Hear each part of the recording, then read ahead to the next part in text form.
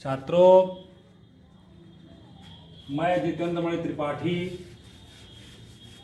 सहायक अध्यापक Nehru inter college मनसा छापर, विज्ञान के इस क्लास में हम लोग विद्युत धारा का चुंबकीय प्रभाव पढ़ रहे हैं। पहले हेडिंग लिख दिया जाए, विद्युत धारा का चुंबकीय प्रभाव भाग 5। ये 5वां भाग हम लोग आज पढ़ने जा रहे हैं। आज के पहले तक हम लोग चुंबकत्व, चुंबकीय बल रेखाएं, चुंबकीय क्षेत्र, धारा सीधे धारावाही चालक द्वारा उत्पन्न चुंबकीय क्षेत्र, वृत्ताकार कुंडली द्वारा उत्पन्न चुंबकीय क्षेत्र और किसी चालक द्वारा उत्पन्न चुंबकीय क्षेत्र की गणना किसी बिंदु पर करने के लिए बायो एवं शेवर्ट लॉ हम लोगों ने निकाल लिया है। इसको हम लोग पढ़ चुके हैं। आज हम लोग पढ़ेंगे कि किसी बाहरी क्षेत्र में, किसी बाहरी चुंबकीय क्षेत्र में यदि कोई धारावाही चालक रख दिया जाए तो उस पर क्या प्रभाव पड़ेगा, उस पर कैसा बल कार्य करेगा। तो आज हम लोग इसी को पढ़ेंगे कि चुंबकीय क्षेत्र में, चुंबकीय क्षेत्र में धारावाही चालक पर लगने वाला बल, ये बल कैसा लगता है, क्या होता है, कैसे कार्य करता है, आज हम लोग इसी के बारे में अध्ययन करेंगे। तो मान लीजिए कि ये कोई बाहरी चुंबकीय क्षेत्र है और यहाँ पर कोई चालक रखा गया है। ये चुंबकीय क्षेत्र है, चुंबकीय क्षेत्र, इसको B से दर्शाया जाता है। ये चालक है, इस चालक में धारा I बह रही है। इस चालक की लंबाई है मान लीजिए L। चालक और चुंबकीय क्षेत्र के बीच मान लीजिए थीटा अंश का कोण बन रहा है। ये चीजें हैं इतनी। अब इसको हम अपनी भाषा में लिख दे रहे हैं कि यदि एक चालक लिखेंगे, यदि एक चालक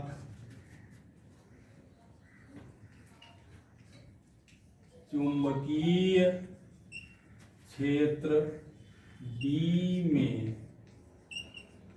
रखा है, चालक की लंबाई L तथा चालक में बहने वाली धारा I है। यदि चालक पर, एक मिनट, यदि चालक तथा चुंबकीय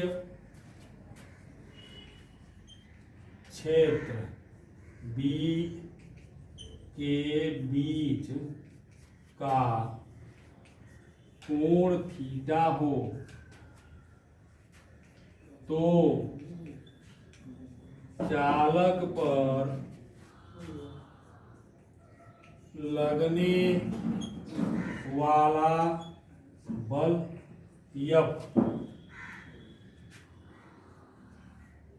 निम्न बातों पर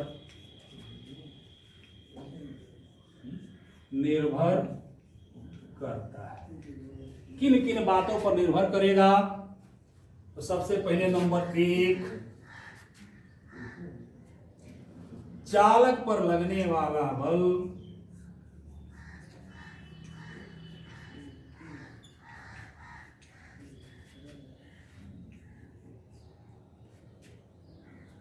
चालक में बहने वाली धारा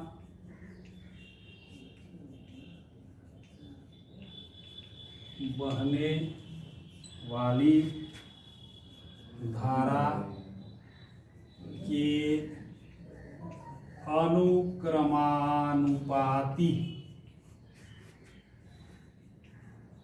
होता है, अर्थात F अनुक्रमानुपाती I। ये पहला चीज लिख दिया गया, नंबर 1। ठीक है, और नंबर 2 के लिए सब मिटाना पड़ेगा, मिटा दे रहे हैं।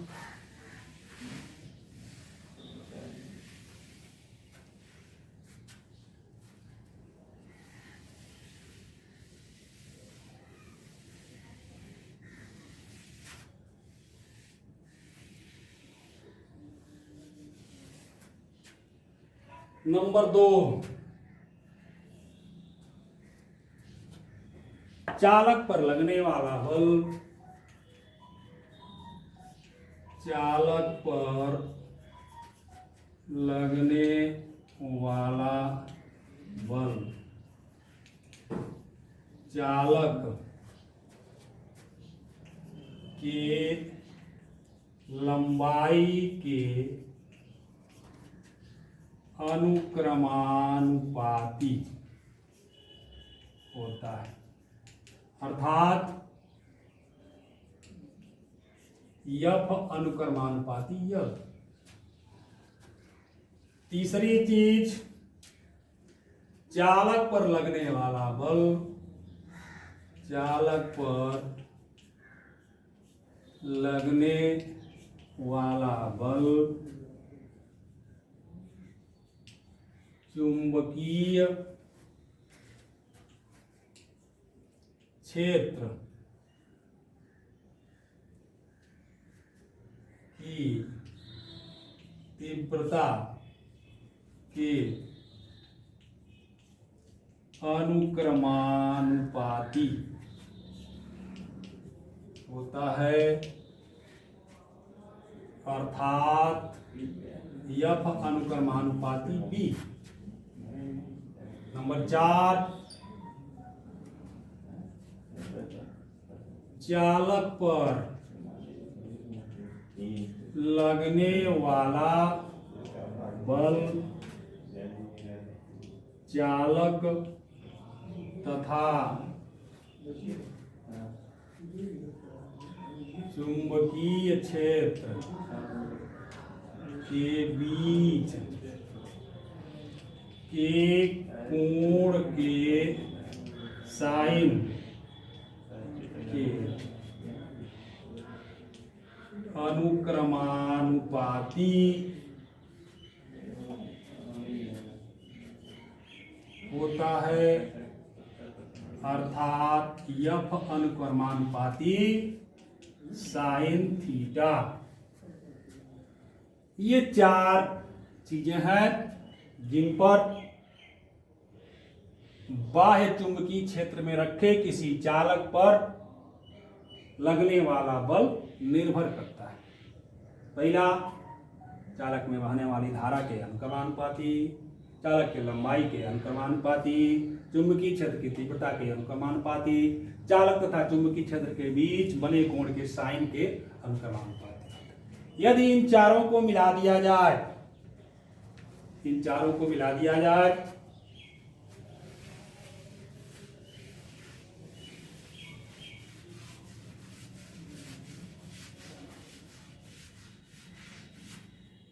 यदि इन चारों को मिला दिया जाए तो यह बल अनुक्रमानुपाती IBL साइन थीटा, जैसा कि आपको बताया गया है कि जब भी अनुक्रमानुपाती समानुपाती का चिन्ह हटाया जाता है और उसके जगह पर बराबर लिखा जाता है तो वहां पर एक कांस्टेंट टर्म लिखा जाता है। तो यदि हम एफ को बराबर लिखेंगे तो एक के लिखेंगे, आई बी एल साइन थीटा लिखेंगे, जहां के एक समानुपाती स्थिरांक है। यस आई में के का मात्रक ऐसा लिया जाता है कि के का मान 1 हो जाए। यस आई में बी का मात्रक, यस आई में के का नहीं बी का मात्रक ऐसा लिया जाता है कि के का मान 1 हो जाए, तब एफ कितना हो जाएगा, एफ हो जाएगा आई बी एल साइन थीटा। ये स्टैंडर्ड सूत्र है। इस सूत्र से हम पता लगाते हैं यदि कोई चालक किसी बाहरी चुंबकीय क्षेत्र में रखा गया है तो उस चालक पर कितना बल कार्य करेगा। तो यहां से हम लोग उस बल को, जैसे इस पर कितना बल, जो बल कार्य करेगा एफ, इसी एफ का मान यहां से निकाला जाता है।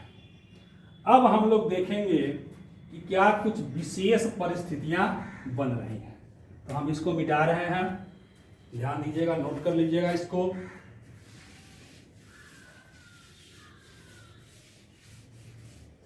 जैसा कि हमारा सूत्र बन गया, हेडिंग कर देंगे हम विशेष परिस्थितियां। कौन कौन सी विशेष परिस्थितियां बनेंगी? सूत्र है एफ बराबर आई बी एल साइन थीटा। पहली स्थिति, स्थिति 1, यदि थीटा का मान 0 हो जाए, थीटा का मान देखिए 0 हो जाए, अर्थात चालक चुंबकीय क्षेत्र के समांतर रखा हो, अर्थात चालक चुंबकीय क्षेत्र के समांतर रखा हो। तो जब थीटा का मान 0 हो जाएगा तो साइन 0 का मान 0 होता है, तो उस दशा में चालक पर लगने वाला बल एफ का मान 0 हो जाएगा, यानी चालक पर कोई बल कार्य नहीं करेगा। स्थिति दूसरी है, यदि थीटा का मान 90 अंश हो जाए, 90 अंश हो गया तो 90 अंश का मतलब अर्थात चालक चुंबकीय क्षेत्र के लंबवत रखा जाए। लंबवत रखा जाए तो क्या हो जाएगा, थीटा का मान 90 तो साइन 90 का मान होता है 1। इस दशा में चालक पर लगने वाला यह बल जो है, इसका मान 1 हो गया तो हो जाएगा आई बी एल, ये मैक्सिमम और ये मिनिमम। मतलब कि जब चालक चुंबकीय क्षेत्र के समांतर होगा तो उस पर कोई बल कार्य नहीं करेगा, 0 बल हो जाएगा। लेकिन जब चालक चुंबकीय क्षेत्र के लंबवत रखा जाएगा तो उस पर जो बल कार्य करेगा वही बल अधिकतम बल होता है। देखिए आई बी एल अधिकतम। अब इनके बीच में ही कोई भी स्थिति आएगी। यदि मान लीजिए हम थीटा का मान 45 अंश ले लें, स्थिति 3 करके, इसको आप नोट कर लीजिएगा।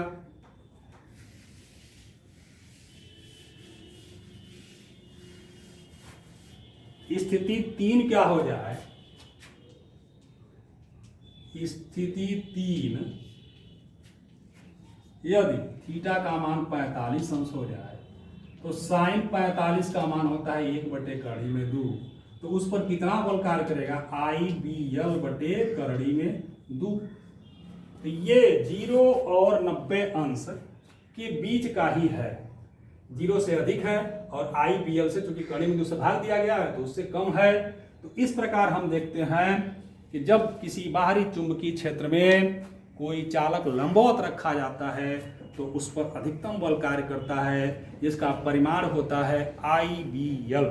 और जब चुंबकीय क्षेत्र के समांतर चालक को रखा जाता है तो उस पर कोई बल कार्य नहीं करता है, उस समय बल का मान 0 हो जाता है।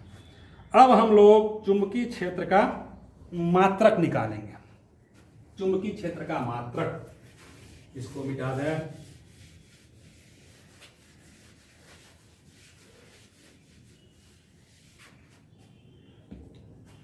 यहीं से अभी ये जो सूत्र निकाला गया है, चुंबकीय क्षेत्र का मात्रक, तो सूत्र क्या था? F बराबर IBL। B निकालना है, ध्यान दीजिएगा। तो B बराबर कितना हो जाएगा? F बटे I इंटू L। F का मात्रक क्या होता है? न्यूटन। बल है F, बल का मात्रक हमेशा न्यूटन होगा। I का मात्रक होता है एम्पियर, L लंबाई है, इसका मात्रक हो जाएगा मीटर। तो इस प्रकार यहां से चुंबकीय क्षेत्र का मात्रक हम लोगों ने निकाल लिया, जिसका मान होता है न्यूटन प्रति एम्पियर मीटर। इसी को टेस्ला कहा जाता है, इसी को टेस्ला कहा जाता है। और यहीं से हम चुंबकीय क्षेत्र की परिभाषा पुनः दे सकते हैं। कैसे दे सकते हैं? इन सबको एकांक कर दिया है कि यदि किसी चुंबकीय क्षेत्र में रखे किसी चालक में 1 एम्पियर की धारा प्रवाहित हो और चालक की लंबाई 1 मीटर हो, तो उस पर लगने वाला चुंबकीय क्षेत्र 1 न्यूटन होगा। यहां से आप इसकी परिभाषा मैं आपको नोट करवा दे रहा हूं, आप इसको नोट करेंगे। तो ध्यान देंगे, यहां इस सूत्र से चुंबकीय क्षेत्र की परिभाषा लिखा गया है कि चुंबकीय क्षेत्र के लंबवत, क्योंकि यह सूत्र उसी समय है कि जब थीटा अंश का मान 90 अंश होता है। तो चुंबकीय क्षेत्र के लंबवत रखे 1 मीटर लंबे चालक में 1 एम्पियर की धारा प्रवाहित करने पर यदि 1 न्यूटन का बल अनुभव हो तो चुंबकीय क्षेत्र का मान 1 न्यूटन प्रति एम्पियर मीटर होता है। इस सूत्र से यहां से हमने चुंबकीय क्षेत्र की परिभाषा लिख दिया। उसके बाद यहां देखिए SI में चुंबकीय क्षेत्र का मात्रक क्या होता है? तो वेबर प्रति वर्ग मीटर, वेबर प्रति वर्ग मीटर। CGS में गॉस होता है, तो 1 न्यूटन प्रति एम्पियर मीटर 1 वेबर प्रति मीटर के बराबर होता है। इसी को एक टेस्ला कहा जाता है और 1 टेस्ला 10⁴ गॉस के बराबर होता है। तो ये चीजें हम आपको आज बता दिए कि चुंबकीय क्षेत्र का मात्रक, चुंबकीय क्षेत्र, यदि किसी बाहरी चुंबकीय क्षेत्र में कोई चालक रखा गया है तो उस पर जो बल लगेगा, जो बल कार्य करेगा, उसकी गणना हम लोग कैसे करेंगे, तो उसके लिए आपको बता दिया गया IBL sin थीटा। और यहाँ से चुंबकीय क्षेत्र की परिभाषा और चुंबकीय क्षेत्र का मात्रक वगैरह आपको बता दिया गया। अब हम लोग पढ़ेंगे कि चुंबकीय क्षेत्र की तीव्रता, चुंबकीय क्षेत्र की दिशा का निर्धारण कैसे किया जाए। इसके लिए बहुत सारे नियम हैं। फ्लेमिंग के बाएं हाथ का नियम है, दाहिने हाथ के हथेली का नियम है, लेकिन उसके पहले हम लोग एक बल के बारे में जानेंगे जिसको लॉरेंज बल कहा जाता है। मतलब कोई भी गतिमान आवेश किसी चुंबकीय क्षेत्र में यदि गति कर रहा है तो उस पर कौन सा बल कार्य करता है, तो उसके बारे में जानेंगे। उसी को लॉरेंज बल कहा जाता है, जिसको हम आपको अब अगले एपिसोड में बताएंगे। आज केवल बस इतना ही। धन्यवाद।